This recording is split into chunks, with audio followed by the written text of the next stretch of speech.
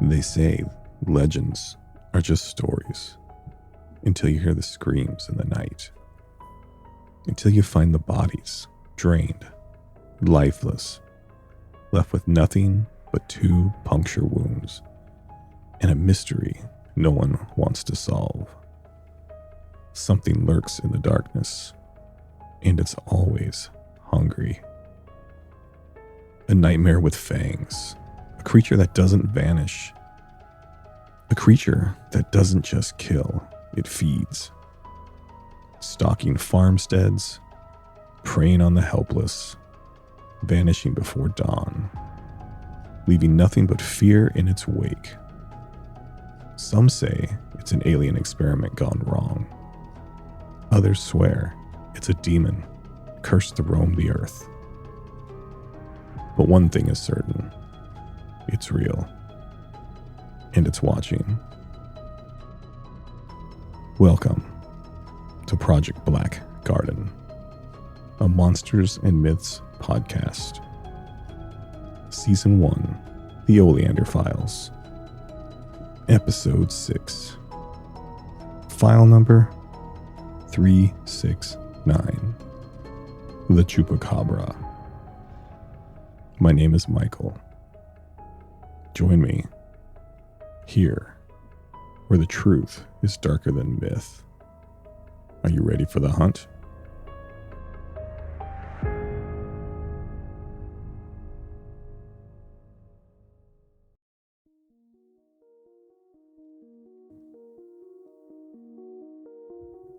The Chupacabra, which translates to ghost sucker in Spanish, is a legendary cryptid first reported in Latin America during the 1990s.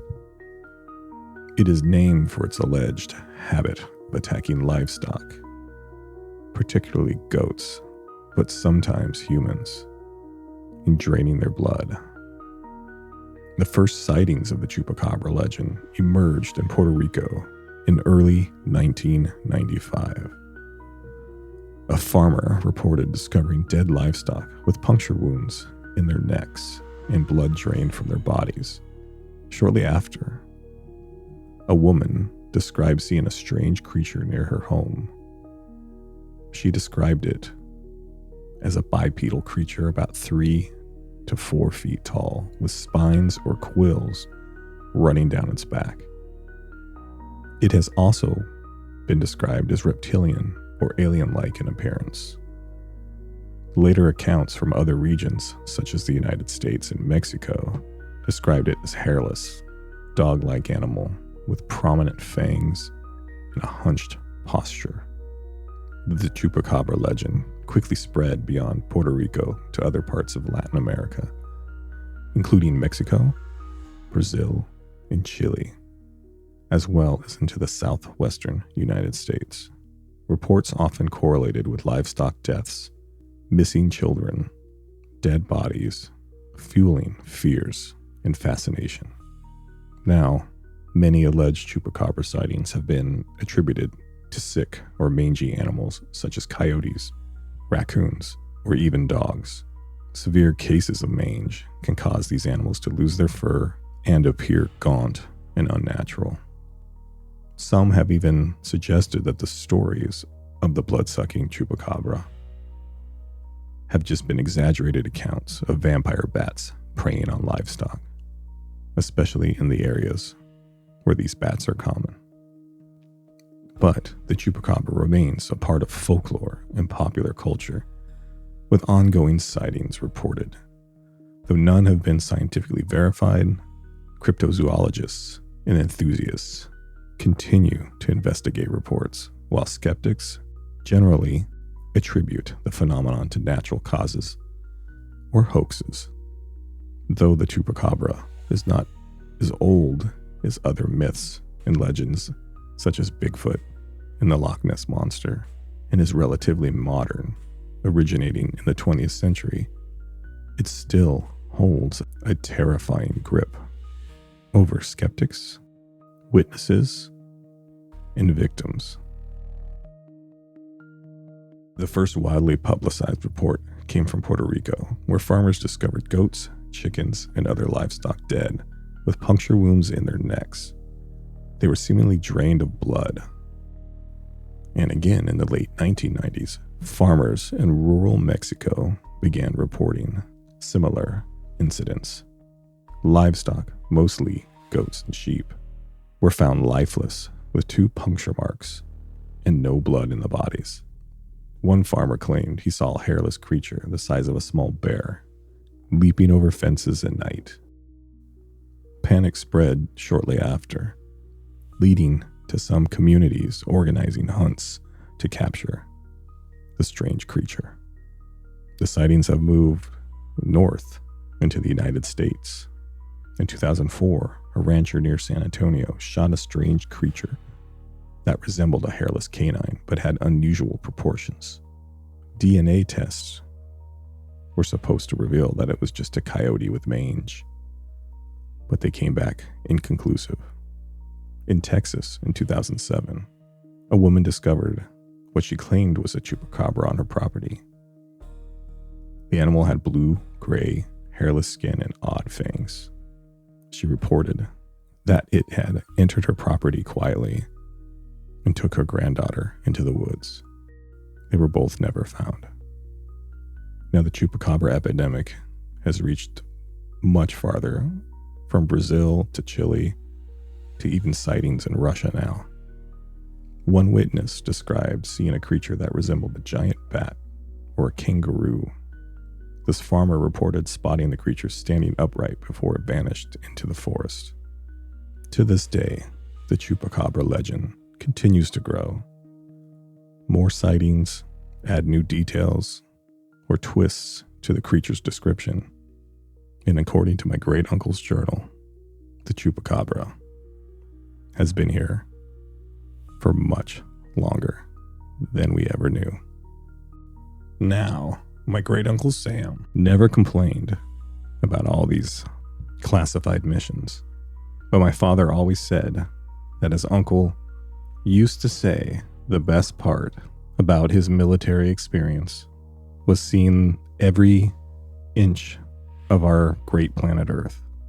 And one of his favorite spots was a small little village in the Chilean foothills. Whenever he got a chance, it was his destination for a much-needed private vacation. And his first encounter with a chupacabra just so happened on one of these solo excursions.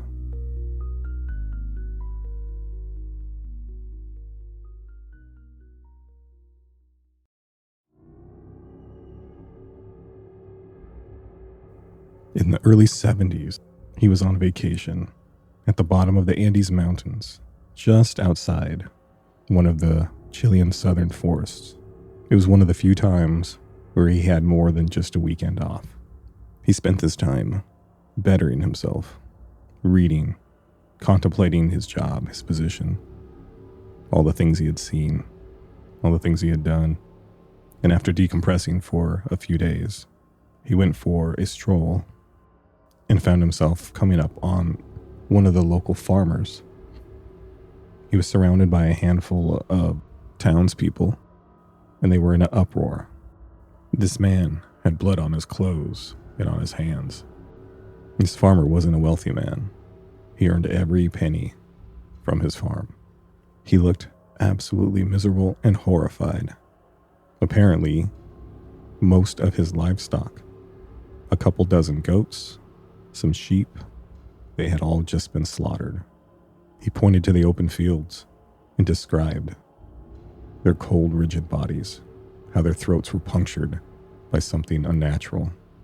There was no blood left in them, no signs of struggle, just death everywhere.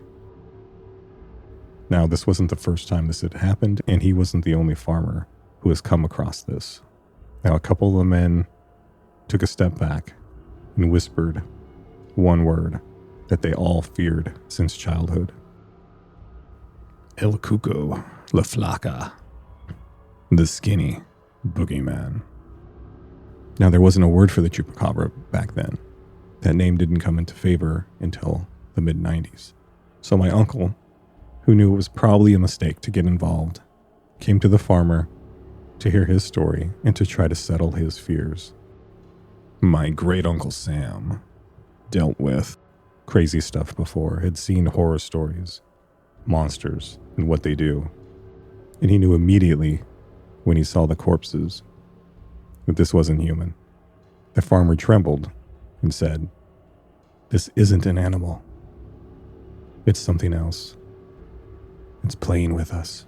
One of the other men, who was growing with fear and anger, said, "Then we kill it." My uncle rolled his eyes, knowing what came next, and suggested that the men let him look around first and see what he can find out. At first, the farmer and the local townsman wanted to brush off my uncle's suggestion. But in that moment, the wind shifted, bringing with it a horrible smell. It drifted toward them, full of copper and rot. And that's when they saw it. Perched on a boulder, underneath the shade of the nearby foothills, just outside the reach of the morning sun, was the Chupacabra. But it was different from the stories that were told about it in the future. For one thing, it was tall. It was too tall, almost human in shape. But the shape was wrong. It was slender, its skin was slick, dark gray, with faint blotches of either patchy hair or dried blood. My great-uncle thought it's probably both. Its eyes burned red, its mouth seemed to gleam with inside the shadow, and it was too wide, filled with blackened fangs that twitched in something like a demon's grin. And just as my great-uncle readied himself, it moved, but it moved faster than anticipated, taking with it the horrendous smell that a cackled scream, like a sick hyena, seemed to echo out. This caused the panicked farmer and the handful of riled-up townspeople scattered. My great-uncle called out to all of them, "No, stay together, stay with me. We must retreat. Let's get back to the farmhouse." But by then it was too late. The monster emerged again, even quicker this time, slamming into one of the men who was running in the opposite direction. My uncle's first thought was, how did it get there that fast? But he didn't have time to react. The man screamed as his flesh tore. Bones snapped, and then the sound of a gurgle, like sucking, echoed throughout the valley. My uncle grabbed the farmer and one of the men by their necks and ran in the opposite way, back towards his vacation cabin. In a matter of seconds, the first victim fell silent. My uncle looked over his shoulder as they were running, and the Chupacabra had disappeared. He noticed movement from the corner of his left eye and knew that it was circling back around, and it was much too fast. And just as the three men fell into the open gates of my uncle's property, it appeared again, slicing at one of the tendons in the ankle of the farmer. As he fell to the ground screaming, my uncle threw the other man forward, raced into his property, scooped up the closest weapon, a machete that he kept behind the door, and ran back out ready to take off any limb he could to save the farmer. But he didn't move fast enough, as the farmer was dragged off into the distance again. His screams were muffled as he seemed to give way to the shock of the moment. And then from the vegetation from the side of the house, the screams began again. My uncle directed the other man to go inside to find the CB radio located in his bedroom and to call for help. But the man wouldn't move. So without hesitation, my uncle slapped him, bringing him back to consciousness. He started to cry, but ran into his residence, and as soon as my uncle heard him shuffling around towards the bedroom, he made his way to the edge and clearing of the property. And just as he got there, the farmer ran back out. He had scratches along his face, and chunks of his hair were missing. His eyes were bulging out of his head in pure panic. But when he saw my uncle, he fell into his arms and pleaded with him. "Run, we have to run." My uncle said, "No, I've got this. Now get back." But he screamed, It's not one. It's not only one. My uncle took a cautious step backwards, with growing aggravation as he wondered just how many were out there. He had an answer to that question within a matter of moments, as the original Chupacabra slowly stepped into the light, followed by 3 other ones. And then those 3 were followed by another half dozen on one end. They all began to chant and call in whistly gurgles, and on the far side of the property, another half dozen appeared, with more red eyes, hiding in the brushes and shadows. And without another moment of thought, my great uncle decided to strike first. He lunged forward with his old yet sharp machete and beheaded the first one with one violent swing. It startled the other ones behind it, and they scattered into the distance. But that only lasted just long enough for him to turn around and run. He tried to grab the farmer, but it was too late. He was frozen in fear, and then engulfed by 5 new chupacabras. They were different sizes, but all shared the exact same look, like a decrepit canine demon. Now my uncle made his way back inside his small cabin, knowing he didn't have the firepower or his team to back him up right now, which left him with one option. I think this is referred to as the foobar option. If you don't know what foobar is, look it up. It's classic. He slammed the door behind him, locking it, shoving as much furniture as he could against it as the first wave of the wild beasts slammed against the walls, shattering some of the windows in the process. But he never looked back. He just slid into his bedroom, almost knocking over the bystander who was shaking and trembling in fear. My great uncle ripped the CB unit from his hands and immediately called for emergency backup. Now he knew, even best case scenario, a Black Ops helicopter was at best 7 minutes away, and that would be at least 5 minutes too late. Just then, more of the beasts ripped their way inside, and my great uncle knew there was no more time. He kicked his bed, sending it across the floor, revealing a hatch that lied underneath. He jerked it open and shoved the man down in the hole, and then quickly followed behind, closing the top down and securing it with the military-grade lock that lied just below it. The man had fallen down the ladder a good 15 feet of my uncle's secret bunker. He had broke one of his legs and couldn't move, and before my uncle could help him, he passed out from the pain. It was better he didn't see what happened next anyways, because my great uncle wasn't even sure if it would work. As the horde of chupacabras bared down on them, growing in a frenzy of the smell of fresh blood, my uncle knew the hatch door wouldn't last forever. He ran to the wall, typed in 7734 on the keyboard that was attached to it, and then pulled the local and himself into an old freezer that didn't work anymore, the kind you would store a fresh kill in. And just as the first pair of black teeth ripped through the roof of my uncle's hideaway, the dozens of explosives that he had rigged on the ceiling, placed strategically underneath his cabin, erupted into a bright, vicious explosion that sent a cloud of fire 3 stories high at the bottom of the Andes. As it turned out, it took the military 10 minutes to get there. But that was more than enough for my uncle to realize that his last resort worked. When a helicopter got there and helped remove my uncle and the still passed out townsperson, he surveyed his devastation. His cabin was completely gone, left with black ash and debris. And at last count, there were 36 piles of ash and flesh and monstrous bone scattered throughout the property.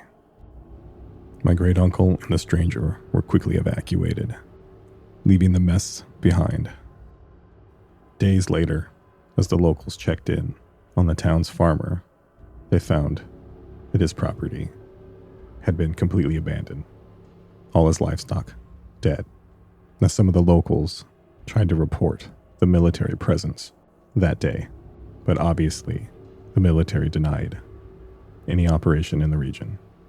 And as for the victims, human and livestock, the official report said it was a wild animal attack, probably pumas. Now, my great uncle had hoped that he had killed every last one of those evil, blood-sucking beasts, but he knew better. You can't have a population that big in such a localized town and think they are the only ones.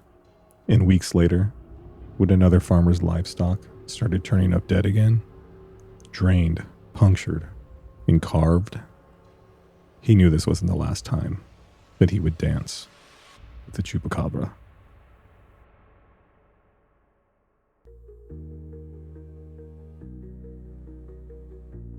Now, listeners, I have a surprise for you. Though there aren't many, but in my great uncle's files, there isn't just journals. There's a handful of pictures and just under a half dozen or so audio files. Now, he has no audio from this actual event, but this wasn't the last time that he or his team had to deal with the Chupacabra. But he enclosed a few seconds that was taken from a video recording that he personally saved. Now, he wasn't supposed to have this, and he definitely was not supposed to remove it from the original recording. But as these journals have shown time and time again, my great uncle was a bit of a rebel. This audio comes from the Mexico and Arizona border in late 1993. And I'd like to play that sound for you right now.